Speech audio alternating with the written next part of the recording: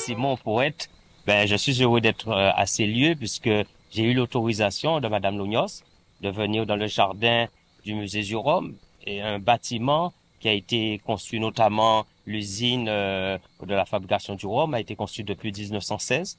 Donc c'est un emblème de la ville de Sainte-Rose et le musée même a pris forme, a failli ne pas prendre forme puisque il a été construit en 1989 à l'arrivée d'Hugo. Et puis, c'est un établissement qui reçoit les touristes. Donc, c'est un lieu incontournable en termes touristiques, économiques aussi, puisqu'on connaît les lettres de noblesse. Oui. Hein. Et nous avons aussi, quand on fait la visite, 40 bateaux en miniature. Ça vaut le coup, c'est des bateaux historiques. Et nous avons aussi une visite à faire au niveau des insectes, au niveau des papillons, c'est-à-dire que nous avons une multitude d'espèces endémiques et qu'on trouve aussi à travers le monde. Il en a pris un peu partout au Japon. Voilà pour cela aussi que ce lieu est mythique puisque on peut associer la poésie à l'art, à la culture et à l'histoire du pays. Bien sûr, je suis originaire de Marie-Galante, hein, et c'est là où j'ai pris naissance avec toutes les valeurs hein, de Marie-Galante, les valeurs de la canne. Nous sommes actuellement dans la récolte qui va bientôt prendre fin. C'est une industrie qui nous a permis, nous les Marie-Galantais, de pouvoir voyager à travers le monde parce que ça nous a donné une certaine richesse et aussi le goût de la combativité. Puisque quand on chantait des chants, nos parents, c'était avec difficulté et malgré cela, ils gardaient cet amour de pouvoir élever les enfants. Je dirais que Marie-Galante est une terre bénie et à travers mon écriture, je fais ressortir une certaine nostalgie. Marie-Galante est toujours présente, mais j'ai pu aussi à travers mes études acquérir une certaine expérience qui me permet maintenant de voyager. Jamais je n'aurais pu être poète et je dirais que l'histoire de la poésie a commencé à Marie-Galante. L'amour de la poésie a commencé depuis ma jeune enfance à Marie-Galante, de façon naïve, de façon, je dirais, inconsciente, puisque dès l'âge de 7, 8 ans, quand arrivait à la maison annuellement le gros dictionnaire, on appelle le dictionnaire de Larousse, je m'empressais à arracher 3, 4 pages et le soir, je me cachais sous une table avec une lampe, je reprenais les mots, je les décortiquais, je faisais des phrases avec et des poésies. Mais si bien que mon père un peu alerté par l'usure de ces dictionnaires qui n'étaient pas réservés qu'à moi, ça représentait quand même un certain budget. Et un beau jour, il vient vers moi, il lève la main en s'énervant, il dit, pourquoi coûtez-moi trop cher en kébar? Ouais, on comprend cette belle raclée. Et pour moi, la seule défense que j'ai eue, c'est de lui dire, papa, je serai poète. Il s'est mis à rire et il a interpellé ma mère qui s'appelait Josiane pour lui dire, débrouille-toi avec ton fils. Mais j'ai continué hein, avec cette arrogance chaque année à continuer à déchirer les livres, les pages, puisque je voulais écrire. Ça a commencé comme ça, très jeune. Et j'aurais tellement voulu que mon père soit maintenant en vie pour savoir que l'écriture, ça peut servir à s'évader, ça peut servir à aller très loin, parce que lui, il n'avait pas cette culture de l'écriture, puisque depuis 11 ans, il devait partir très tôt, s'occuper de ses frères et sœurs. Il était déjà un père, pratiquement, et il comprenait pas toujours le rôle de la scolarité. Là, c'est une certaine, je dirais, un succès de la loi de la nature qui fait que même si on vient d'un milieu peut-être défavorisé, si on y croit, on peut aller très loin. Et maintenant, à travers mes écritures, je suis interpellé en Suisse, en Belgique, ça commence à prendre la forme. Je dirais que quand même l'éducation sévère qui a été la sienne m'a quand même aidé. Donc, c'est-à-dire que ce manque peut-être pour lui de savoir écrire il m'a quand même laissé une certaine latitude d'écrire quand il a interpellé ma mère. Et alors, ça a commencé là, mais en même temps, je suis arrivé en première, puisque nous n'avions pas de lycée à Marie-Galante, et je tombe sur un prof de français qui apprécie mon écriture, qui est toujours à cheval sur mon écriture. Arrive maintenant à la terminale, un prof de philo qui apprécie tout ce que je fais et qui a décidé euh, dès que l'école avait pris fin, de m'emmener chez lui. Donc, il appelait mon père pour dire, je suis avec ton fils, je vais le ramener plus tard. Et il a mis à ma disposition toute une bibliothèque. Chose que c'était pas possible pour moi, puisque les moyens ne permettant pas, mais j'avais gratuitement une bibliothèque et je m'en suis vraiment amusé intellectuellement. Et dès que 10 heures arrivaient, il appelait mon père pour dire, je dépose ton fils chez toi. C'est un homme, pour moi, c'était un père spirituel. Mais comme je dis, on ne devient pas poète comme ça, c'est des faits de circonstances également, puisque en seconde, quand je suis arrivé en seconde, j'étais pris de mal fou.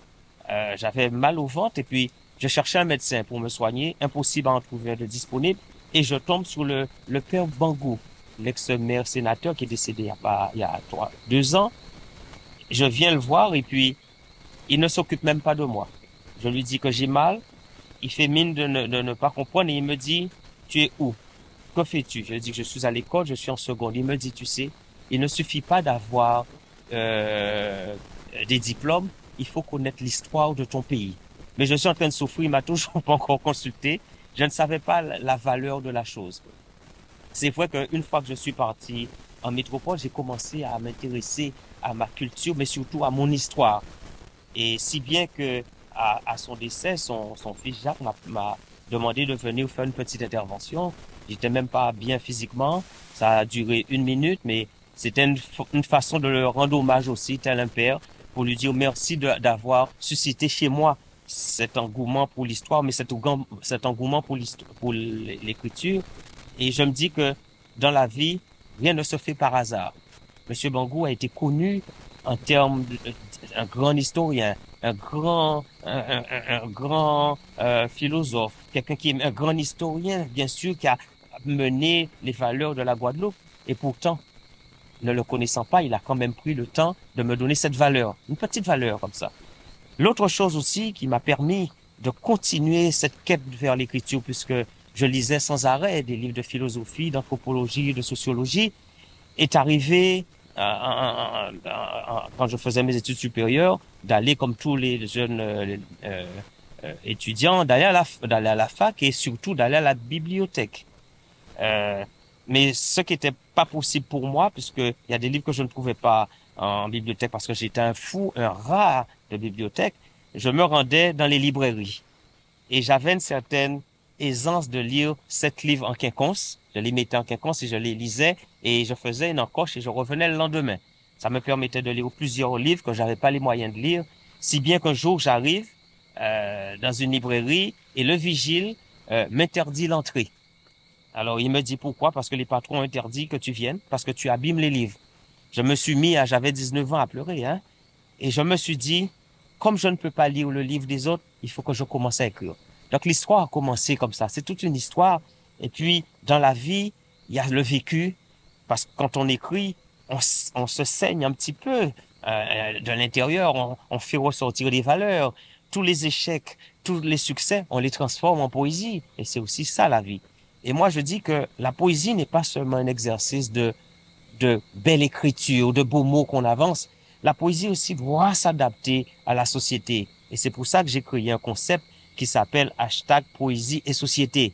Si bien que dans le prochain recueil qui sortira, il y a une poésie qui s'appelle Détresse, où j'ai suivi pendant une journée, de 8 heures du matin jusqu'à 10 heures du soir, à Petit-Bourg, un sans domicile fixe. Et j'ai essayé de traduire sa détresse. J'ai traduit à la fin, le soir, la nuit tombée, les pas lourds, parce qu'il marchait d'un pas lourd, il traînait les pas parce que il savait pas où aller, il cherchait de carton en carton pour voir où il devait dormir.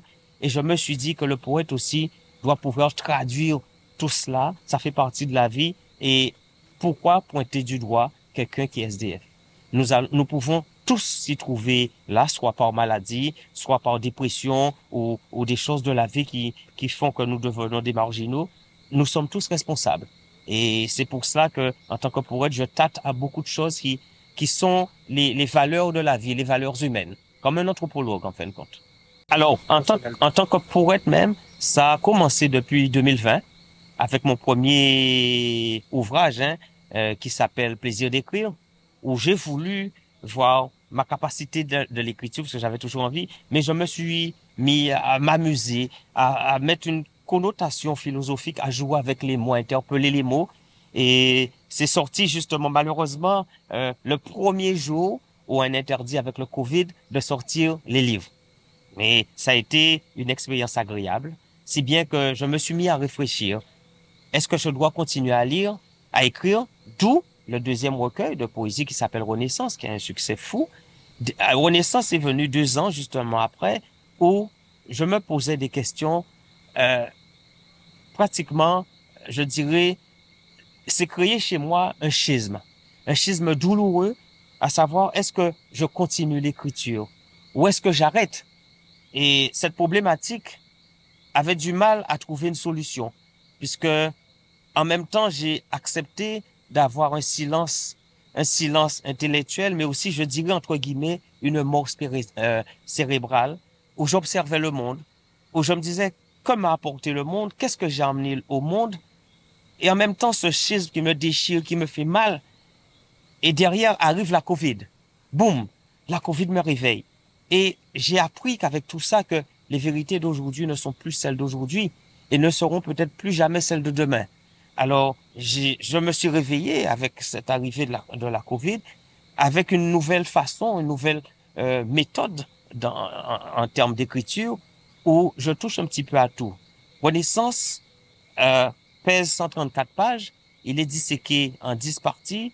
Actuellement, on est en train ça prend forme de l'insérer dans le cursus scolaire en Guadeloupe. J'ai eu également un prix pour Renaissance il n'y a pas si longtemps, le 13 juillet, puisque l'association LADECA et l'association Une Voix, Une Histoire s'est permis de sélectionner des auteurs en Guadeloupe. Pendant un an, ils les ont sélectionnés et il y a eu une sélection. À l'issue de tout cela, je suis sorti le poète numéro 1 de la Guadeloupe pour 2024. Est-ce une réussite? Je dirais oui par rapport à quelqu'un qui n'était pas au départ destiné à la poésie. Est arrivé ensuite, et Renaissance aussi, la force de Renaissance, c'est que les municipalités commencent à comprendre son utilité. Je suis convié un petit peu partout et la ville qui m'a donné une certaine chance, je dirais, à donner une envolée intéressante à la poésie, c'est la ville de Sainte-Rose, par l'intermédiaire de son maire Adrien Baron, qui m'a toujours invité, qui m'a permis, et la ville récemment m'a permis d'expliquer justement ce titre que j'ai eu. Et derrière cela aussi, j'ai la ville de Pointe-à-Pitre, hein, qui m'a aussi convié puisque ils m'avaient déjà donné une chance hein, quand ils avaient mis en place un gala de la poésie où je m'étais exprimé. Et le maire, Monsieur Durimel, Harry Durimel, m'a demandé aussi de venir présenter ce titre que j'ai eu. J'écris vraiment non seulement pour me faire plaisir parce que j'aime les mots, hein. Je dis souvent que j'ai une bulle, il y a des lettres qui tournent autour, je les attrape et je crée des mondes. C'est aussi ça, c'est un travail d'artiste. Et je crois que je suis arrivé en pleine maturité de ce que j'aime, à savoir l'écriture. Euh, peut-on vivre sans avoir un livre en main? Peut-on vivre sans entendre la feuille craqueler sous la plume? Et c'est aussi ça. Est arrivé ensuite le troisième recueil, À l'ombre des anges. À l'ombre des anges, bien sûr, et est un recueil de poèmes et très intimiste, très touchant, parce que À l'ombre des anges touche ma vie personnelle, où il y a 2 ans, j'ai connu une période très difficile dans ma vie, en termes de santé, où évacué de la Guadeloupe, je me suis retrouvé à Saint-Antoine, avec un professeur qui me dit, je ne peux plus rien faire pour vous en termes médicaux. Et bien sûr, mettez-vous à ma place, hein, avec les jambes tremblantes, plus d'avenir, la mort qui arrive. Je me suis mis à rire et je lui ai dit, professeur, vous voyez les murs de l'hôpital? Je vais me permettre d'écrire intellectuellement des poésies, de charger de l'hôpital de murs de poésie. J'ai commencé jusqu'à ce que je n'ai plus de force. Mais malgré tout, j'avais cette force de dire que je dois exister, je dois pouvoir vivre. Et pourtant, la mort continuait à gagner mon corps. Les aigreurs, les odeurs, l'incapacité de soulever le bras. C'était très difficile de ne plus pouvoir émettre un son de la bouche et d'avoir un stylo pour pouvoir écrire, réclamer un peu d'eau. J'étais devenu un légume. Mais malgré tout, j'ai toujours pensé que la force de l'écriture aide l'homme à s'en sortir, que la force de la pensée est importante, mais aussi que la croyance en Dieu est importante. J'ai creusé donc en moi une force que je ne savais pas, que je quantifie maintenant à 40%, que j'utilise maintenant machinalement. Et au fur et à mesure que ça n'allait pas, le professeur me disait, c'est pas la peine, c'est compliqué, on peut rien faire pour vous. il m'appelait le fou puisque il voyait que je ne croyais pas que j'allais partir. Et maintenant, quand il m'écrit bonjour monsieur le fou. Et moi, je dis bonjour monsieur le professeur. Et maintenant, il m'a demandé de temps en temps de venir à Paris pour pouvoir expliquer aux malades ce qui s'est passé. Mais même moi, je dirais que sans la force divine, je ne serais pas de ce monde. Alors, c'est un témoignage qui permet aux autres, soit par la maladie, ou touchés par la détresse, ou qui n'ont pas d'avenir, à se dire que tant que j'ai cet espoir de vivre, je peux m'en sortir. Le jour où je n'aurai plus d'espoir de vivre, je ne serai plus de ce monde et je ne m'entendrai plus parler. Mais tant que j'ai ce souffle, je continuerai. Et je ne sais pas, hein, la chance, Dieu, l'écriture, des personnes qui m'ont encouragé aussi font que je suis encore là, j'aime mon pays. Et dès que j'ai eu ce petit soupçon de santé qui se revigorait, mon premier réflexe était de rentrer en Guadeloupe, d'embrasser le pays qui m'a donné naissance, parce que si quelque chose devrait m'arriver, ce ne serait pas en France, mais ici. Et jusqu'à maintenant, je touche du bois, cette santé revient. Cette santé revient et je l'utilise pour écrire sans arrêt, comme un leitmotiv. J'en ai besoin. J'en ai besoin parce que sans l'écriture, je ne suis plus Daniel. C'est comme ça que j'ai pu, donc je te présenterai tout à l'heure les trois recueils. Et ces livres aussi, par rapport à cela, je me suis rendu à Paris. C'était entre le 19 et le 23, où par l'intermédiaire de Monsieur Dainican et son association, nous nous sommes retrouvés trois poètes, lui, moi et Monsieur Fordan, à représenter la Guadeloupe.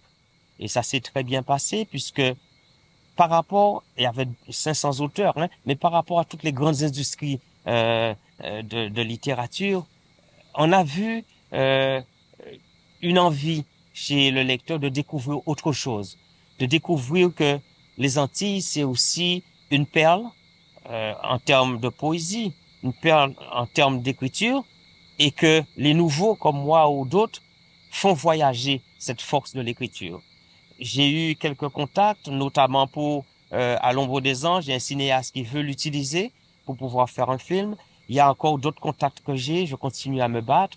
Et tout cela aussi, ce succès, je dirais, je le mets entre les mains des Guadeloupéens, ceux qui veulent écrire, ceux qui pensent que l'écriture, c'est une chance, et je dis c'est une chance, je suis là pour donner le conseil qu'il faut. Même en tant que jeune poète, hein, je donne.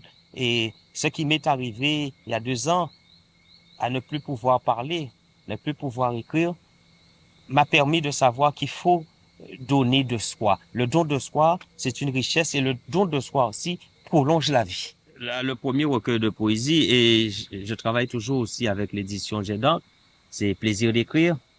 Et derrière Plaisir d'écrire, j'ai traduit un petit peu l'arrogance d'un pêcheur qui trompait sa femme souvent, qui commettait des infidélités uniquement avec la mer. Et ça s'appelle Virer en mer. Demain, au petit matin, j'aiguiserai ma soif passion de me lancer sur les vagues marines. Rien ne comptera à cet instant. J'ai rendez-vous dès la timide levée du jour pour faire corps avec les caprices de mon azur, de mon bleu azur. Évasion, passion, liberté. Infiniment petit, pêcheur d'un jour, je m'engouffrerai à travers tes vagues bleutées pour remplir ma barque jalonnée de poissons. Jeux de filet, yeux brûlés par la réverbération argentée, visage maquillé du sel marin qui jaillit de la boule, tel un masque enfariné sorti tout droit de la parade carnavalesque. Je suis dans le tourbillon de l'inconnu, pas une âme qui vaille pour dialoguer. Immensité bleue jusqu'au firmament. Offre-moi tes fruits en m'épargnant tes caprices. Quel bonheur, quel calme, désert aquatique, captivant et imaginaire. Le bruit creux des flots murmure ses secrets à la coque du navire.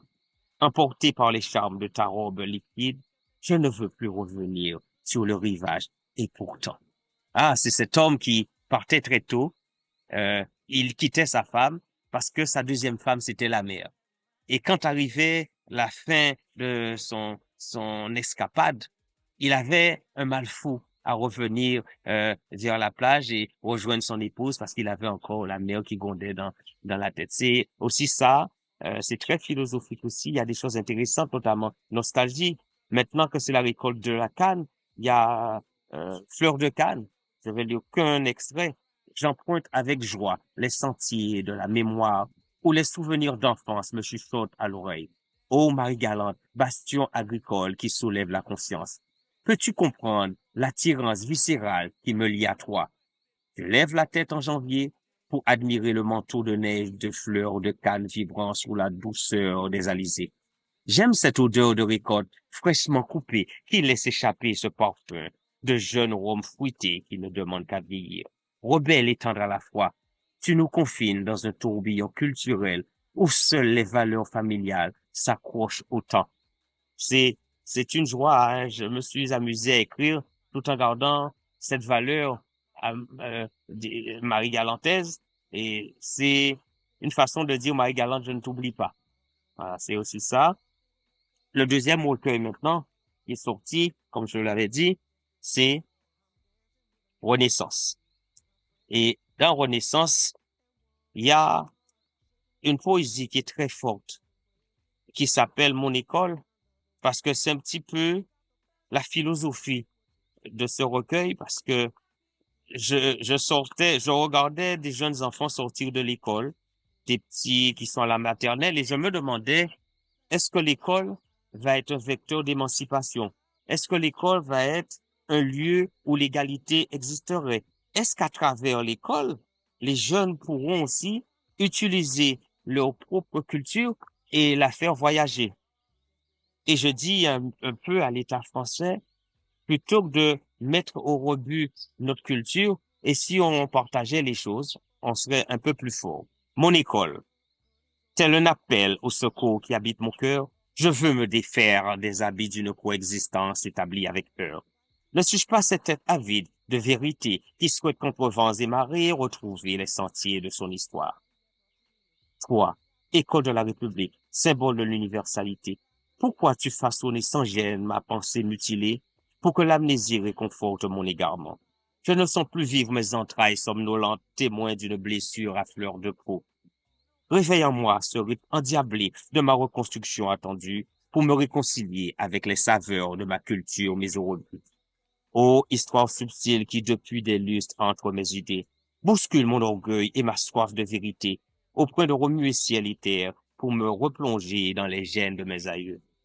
Tout se bouille en moi et pourtant, passionné, je reste accroché au conflit intérieur, imposé, qui ne voudrait pas que ma culture soit banale.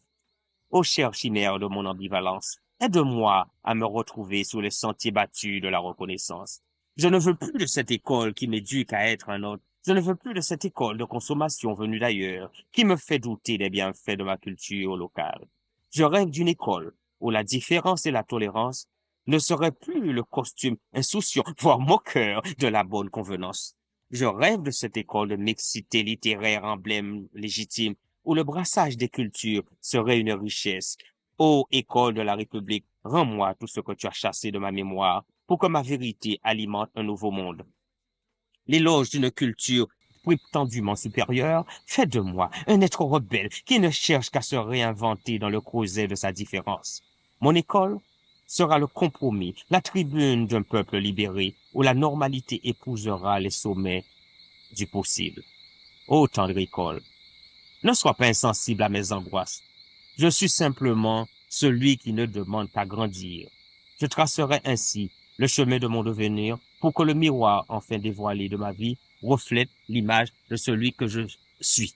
Et voilà, Renaissance qui a eu ce titre, en fin de compte, ça a été le livre le plus vendu en Guadeloupe en 2023. Je l'ai aussi vendu en Suisse, en Belgique, et il commence à faire des émules puisqu'il va être dans les écoles. Et par rapport à Renaissance, j'ai eu ce prix, justement, comme je disais, où mes pairs ont accepté que je sois le poète de l'année. C'est une récompense, c'est un grand succès. Et à l'ombre des ans, justement, comme je disais, c'est un recueil qui est palpitant, mais il était très triste, hein, parce qu'il touche à la vie de cet auteur qui était dans un tourbillon de maladies, voire de mort. Mais ça fait peut-être pleurer, comme on m'a dit, mais les mots sont bien cherchés. Et je vais aller vers la fois où je commence à me dire qu'il faut rentrer en Guadeloupe après avoir connu toutes ces difficultés. Il y a retrouvailles, mais surtout retour.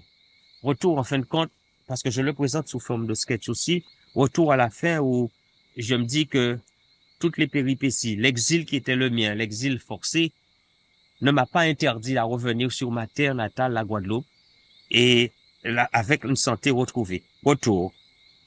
Demain, le réveil déclenchera les hostilités. Le moment opportun du retour. Désir que j'abandonne cet endroit éloigné des tropiques. Plus rien n'aura d'autorité suprême à retenir contre son gré celui qui a été meurtri dans cette rive. Ainsi, des adieux garniront les contours de la robe des nuages blancs emportés par les vents qui le guideront vers la terre ferme de ses aïeux. Impossible de ne pas entendre l'appel puissant de la mère patrie ordonnant à son fils de rentrer pour parfaire son bien-être. Désolé, chère Bastille, aussi imposante et majestueuse que puisse paraître ta colonne aux allures de liberté, et aussi inviolable que semblent être les murs fantômes de la prison, enfouis dans ces lieux d'histoire, accepte ta faiblesse devant un tel appel. Ce serait un crime immonde de tenir tête à cet homme pétri d'impatience, à pouvoir un jour chérir d'un bisou grandiose les retrouvailles avec la Guadeloupe. Loin de moi à vouloir méconnaître les bienfaits de ton hospitalité pour apaiser l'exode doré que furent mes journées de délicatesse. Cette sensation de retour éminente vers mon île fait taire les velléités de l'affreuse dame que personne ne souhaite croiser sur son chemin de grâce. L'assaut de la douleur a redessiné sur ce visage pâli d'incertitude ce sourire qui s'était égaré lors de cet exil obligé. Les beaux jours se dressent au pénible séjour coupable de l'avoir écarté des siens. La floraison des graines d'espoir ouvre les portes de la guérison pour une renaissance bien méritée. C'est cela aussi, un homme qui, en fin de compte, on avait plus ou moins pensé qu'il ne serait plus de ce monde et qui a trouvé cette ferveur de pouvoir vivre et de pouvoir essuyer le gazon qu'il a vu naître. Derrière cela aussi, la force de ça, c'est que on se trouve dans un avion lors d'un voyage imprévu, impromptu, avec comme, je dirais, leitmotiv, se battre contre une vie qui peut-être ne sera plus là. Ça m'a permis aussi de me connaître, aussi bien que la poésie est un exercice qui permet de voyager, d'aller au-delà de l'imaginaire. J'ai utilisé la force de la poésie pour pouvoir m'extirper le cerveau de l'hôpital, du lieu où j'étais, et oublier ma condition délicate de malade et faire en sorte comme si j'étais un homme totalement anobli de toute cette souffrance. Mais je peux vous dire que ça a été une période très, très difficile puisqu'il m'est arrivé un certain moment où il y a eu un gros doute, où malgré tout mes prières vers Dieu, un moment, je lui ai dit, Seigneur, prends mon corps. Je souffrais trop, je n'arrivais plus à continuer à souffrir du matin comme au soir. Et ça a été aussi, je dirais, non seulement un exercice littéraire, mais je me suis retrouvé moi-même avec la vie, moi-même devant un challenge et comment s'en sortir. Parce que tu trouves des gens autour de toi qui t'encouragent, qui te disent oui, mais ils ne sont pas dans la chose. Je me suis battu corps et âme et comme un challenge, ça a été une victoire et c'est ce que je demande à certaines personnes. Battez-vous dans la vie. Et on réussit un jour ou l'autre. Mais d'avoir beaucoup de patience. Je remercie grandement Canal 10 pour ce reportage qui nous a permis de mettre en valeur la force de la poésie, la force de l'écriture, et ce fut un moment délectable, en plaisir et en joie. Merci beaucoup.